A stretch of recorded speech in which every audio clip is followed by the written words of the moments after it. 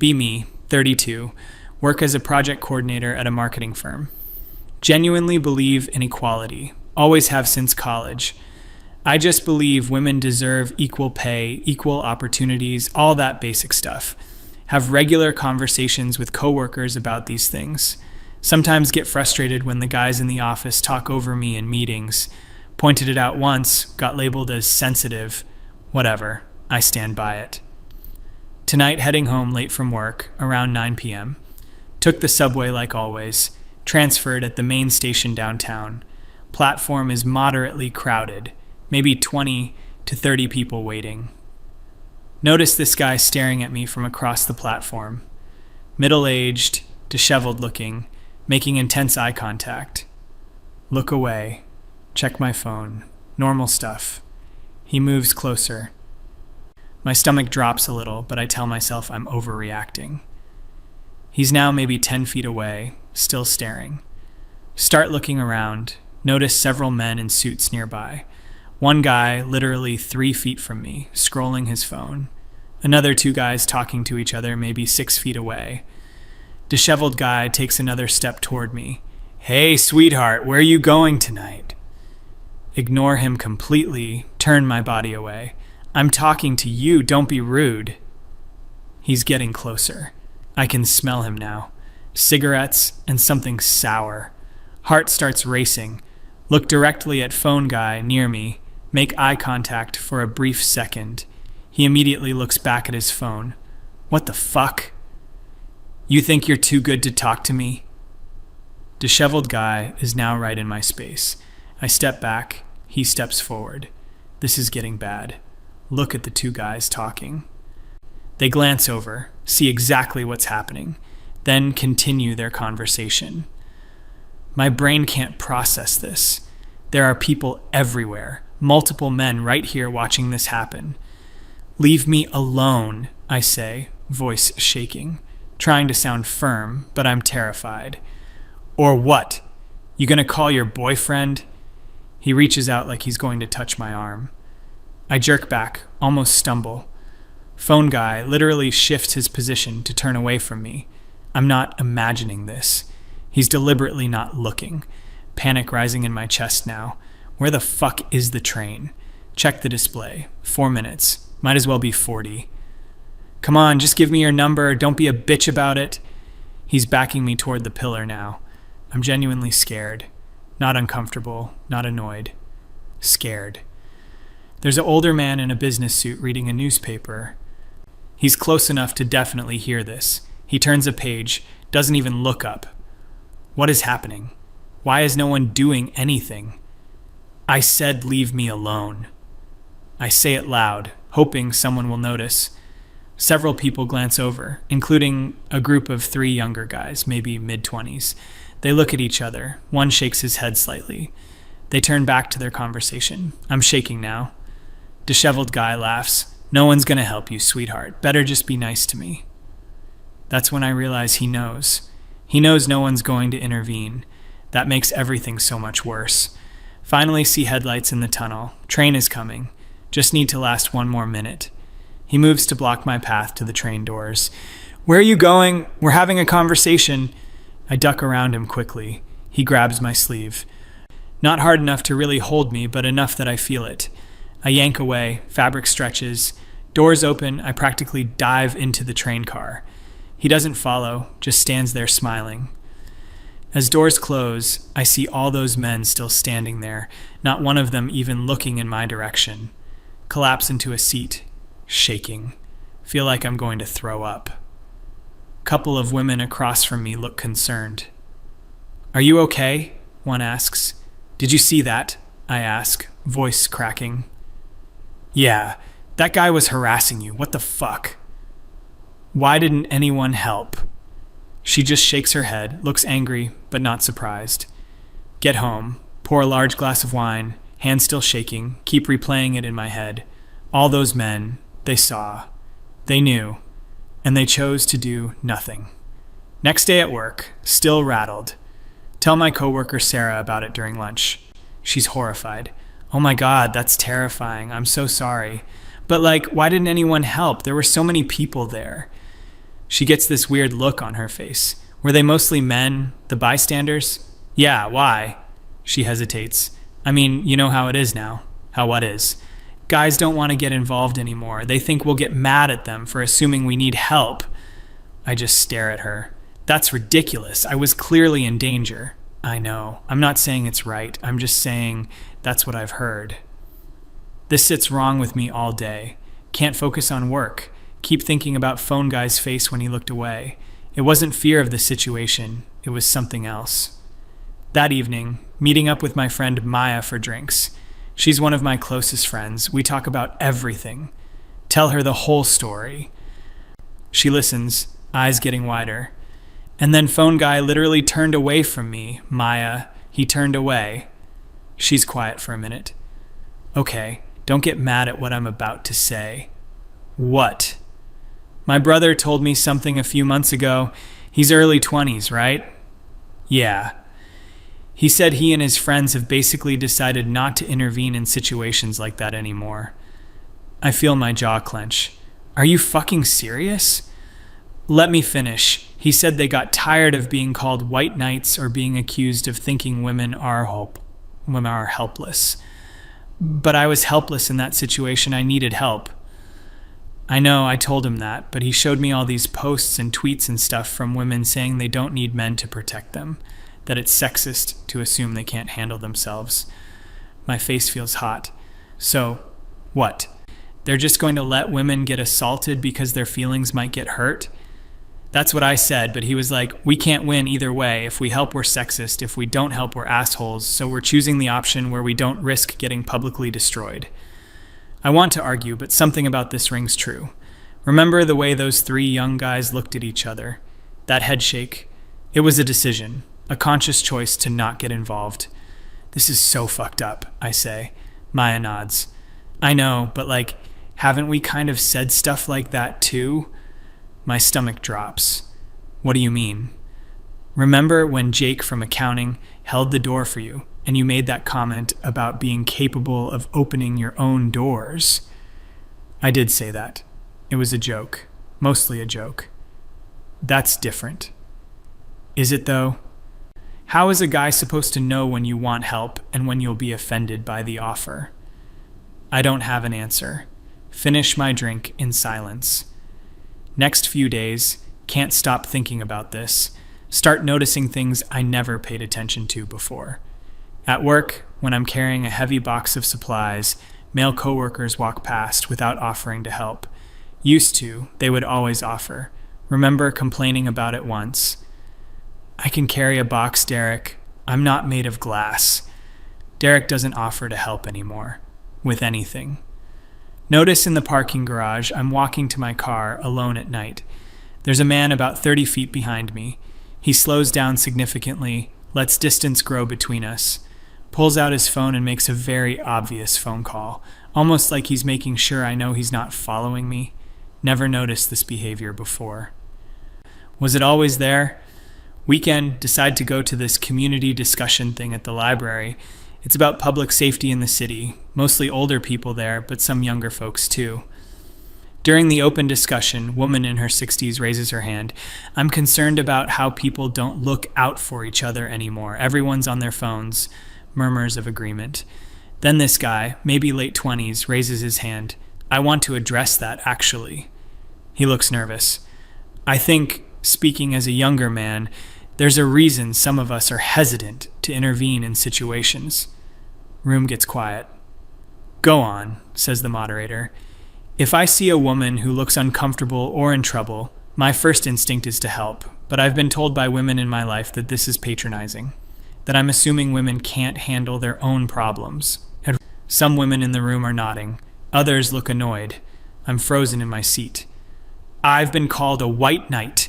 Been told I'm only helping to get something in return, been accused of thinking women are weak. He's getting more confident now. So, I'm in this impossible position where if I help, I'm sexist, and if I don't help, I'm also sexist. So I've chosen to just not engage. That's a cop-out, says a woman near the front. You should help people regardless. Okay. But when I do, will you defend me when I get blasted on social media for it? Because that's happened to my friend. What happened? Asks the moderator.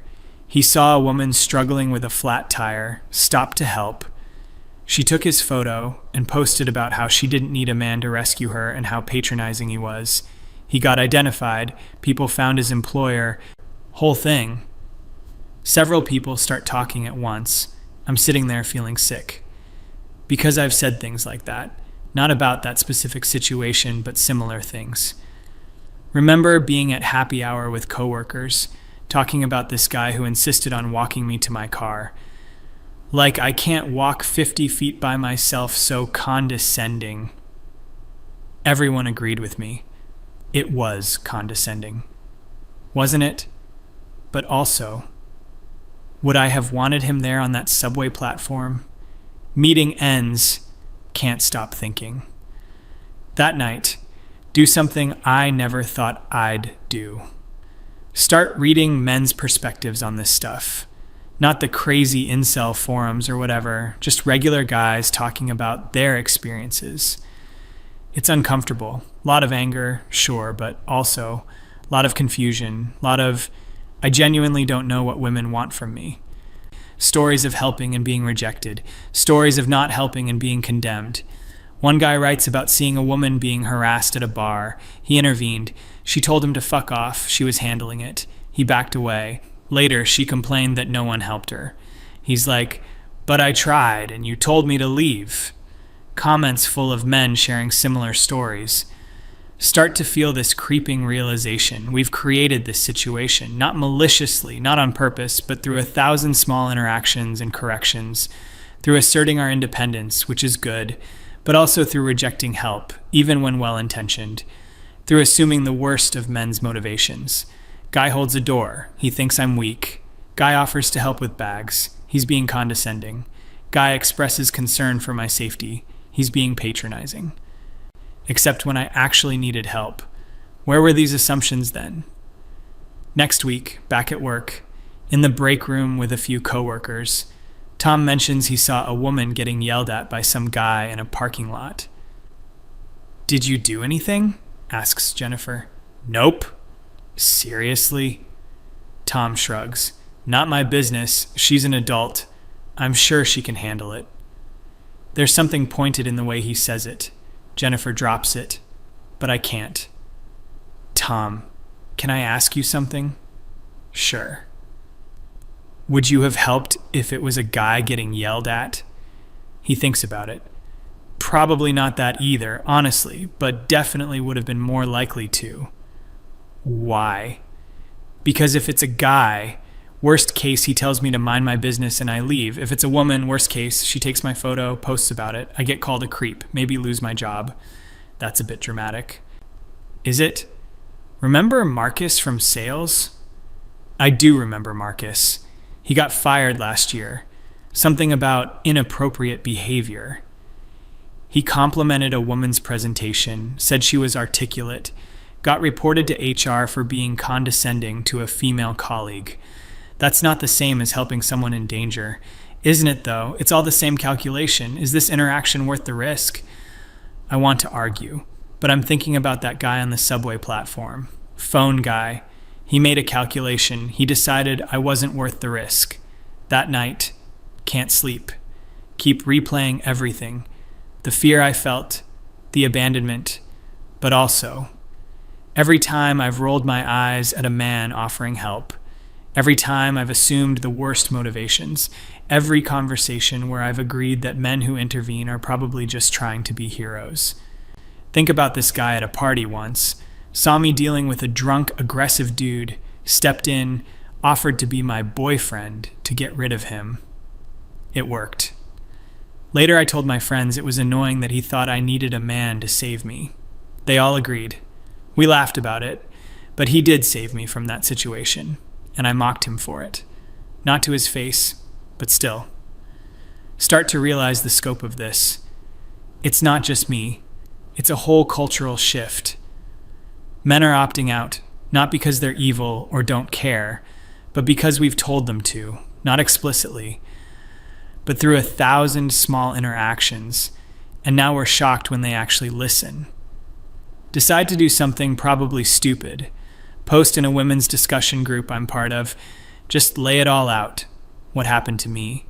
What I've been learning.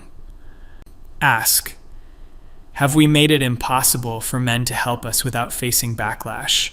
Responses are mixed. Some women share similar stories, times they needed help and no one came.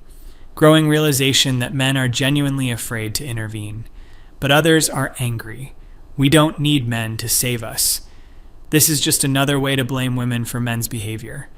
Men should help people because it's right, not because of social consequences. And they're not wrong. But they're also not right. Because should and reality are different things. One woman writes something that hits me.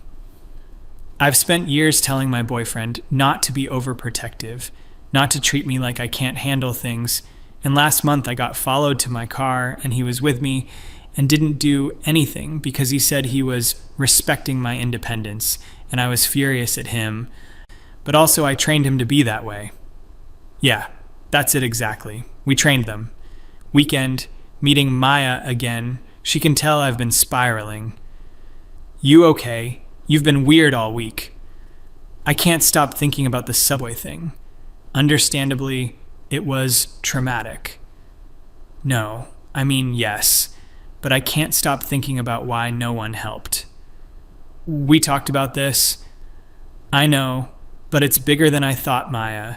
I think we've actually created a situation where men are afraid to help women. She's quiet. And I think I've contributed to it. Tell her about Tom's comments, about the discussion at the library, about everything I've been reading. So what, you think feminism is bad now? No, God no. I still believe in equality. I still believe in everything we've fought for. But I think we haven't thought through all the consequences. I think in our fight to not be seen as helpless, we've made it socially dangerous for men to offer help. They should offer anyway. Should they? At the risk of their jobs, their reputations. If someone's really in danger, yes. But how do they know when it's real danger versus when we'll be offended by the assumption that we need help? Maya doesn't have an answer. Neither do I. A few days later, something happens. Walking to my car after work, different parking garage. Hear someone behind me say, "Excuse me." Turn around, it's a younger guy, maybe 24 or 25. "Sorry, I just wanted to let you know there's a guy who's been following you since the elevator." Points behind him. Sure enough, sketchy-looking dude hanging back. "I'm heading to my car. Happy to walk with you to yours if you want." My immediate reaction, before I can stop it, irritation, like, I can handle this. But then I remember. Remember being on that subway platform. Remember the fear. Remember everyone turning away. "Yes, thank you. I appreciate it." He walks with me to my car. Sketchy guy veers off when he sees I'm not alone. "Thank you so much." "No problem. Have a good night." He starts to walk away. "Wait." He turns. "I want you to know I appreciate you taking the risk." He looks confused. "The risk?" "Of me being offended that you thought I needed help." He laughs, but it's not a happy laugh. "Yeah, honestly, almost didn't say anything. Figured you'd tell me to fuck off." "Why'd you do it then?" He shrugs. "You looked scared and I'd want someone to help my sister, so..." He walks away before I can respond. Sit in my car for a while, thinking about what he said. He almost didn't help, because he expected hostility. But he did anyway, and I almost gave him that hostility. My trained response was annoyance, not gratitude. How many men have stopped at almost? How many have decided the risk isn't worth it? Back home, thinking about all of this, about the subway platform, about phone guy and the business suit guy and the 3 young guys, about Tom's calculation, about the library discussion, about my own reactions and assumptions. Realize this isn't about abandoning feminism. It's about recognizing unintended consequences. We fought against benevolent sexism, against the idea that women are delicate flowers who need protection, and we were right to fight that. But somewhere in that fight, we made it taboo for men to offer protection even when it's genuinely needed. We created an environment where helping a woman is a potential minefield, where the social risk outweighs the benefit, and men, being rational actors, have adjusted their behavior accordingly. They've opted out, not because they're monsters, but because we've told them to. Through social shame, through accusations of sexism and white knighting, through questioning their motives, through 1,000 small corrections. And now here we are, women in danger, men standing by, both sides frustrated, both sides feeling wronged. Don't know what the answer is, can't just go back to traditional gender roles, don't want to, but also can't ignore that something's been lost. Some social contract that used to exist, where people looked out for each other, where men felt okay intervening on behalf of women in danger, where women felt okay accepting that help. It's broken now. Maybe it was always broken in different ways, but it's definitely broken now. Talk to my mom about it. She's in her 60s, sees things differently. In my day, men would step in without thinking twice. But in your day, they also thought women couldn't do anything without men. That's true. It wasn't perfect, but at least people helped each other. So what? We should go back to that? No, but maybe you should think about what you've thrown away along with what needed to go. She has a point. We threw the baby out with the bathwater, rejected protective behavior entirely instead of just rejecting the assumption that we always need protection. Made it all or nothing. Either women are strong and independent and need nothing from men, or women are weak and helpless. No room for nuance, no room for, I'm generally capable but sometimes need help. No room for, I appreciate assistance in genuinely dangerous situations. It's all become political. Every interaction filtered through ideology. Guy holds door, statement about my capability. Guy offers help, statement about my competence. Guy intervenes, statement about my agency, instead of just. Human helping human. Realize this is what's been lost. The ability to just help without it being a political statement. The ability to just accept help without it being a referendum on feminism. Few weeks pass, still processing everything. Back on the subway. Different time, different platform. See a woman being harassed. Different woman, similar situation. Guy won't leave her alone. She looks scared. Notice several men nearby. They're all very deliberately not noticing. One guy has headphones in, but I can tell they're not playing anything. Another guy is staring intently at a blank wall. They know. They see. They're choosing not to engage. I walk over. Hey, Sarah. Sorry I'm late. Pretend to know her. Harasser looks annoyed but backs off. Woman looks relieved. Thank you so much. No problem. As I walk away, make eye contact with headphone guy. He knows I know. He looks almost guilty, but not guilty enough to have helped. Realize this is the world we live in now. Women protecting women. Because we've made it too risky for men to do it. Not sure if this is progress. Not sure if this is what we fought for. Still believe in equality. Still believe women deserve respect and opportunity. But also, can't stop thinking about that subway platform. About all those men who saw and chose nothing. About how their choice was rational. About how we created the conditions for that choice. Don't have answers, just questions. Just this uncomfortable realization that maybe we didn't think through all the implications, that maybe in our fight against one kind of sexism, we created conditions for a different kind of abandonment, that maybe the men who won't help aren't the problem, maybe they're the symptom. And maybe, just maybe, we need to figure out how to rebuild some kind of social contract where people can help each other, without it being a political statement, without fear of backlash, without all this calculation and risk assessment. But I don't know how, and that's the scariest part. Not the guy on the subway platform, But the fact that I understand why no one helped, understand their logic, understand their fear, and can't actually argue that it's irrational, because it's not. It's completely rational. And that realization, that's what keeps me up at night.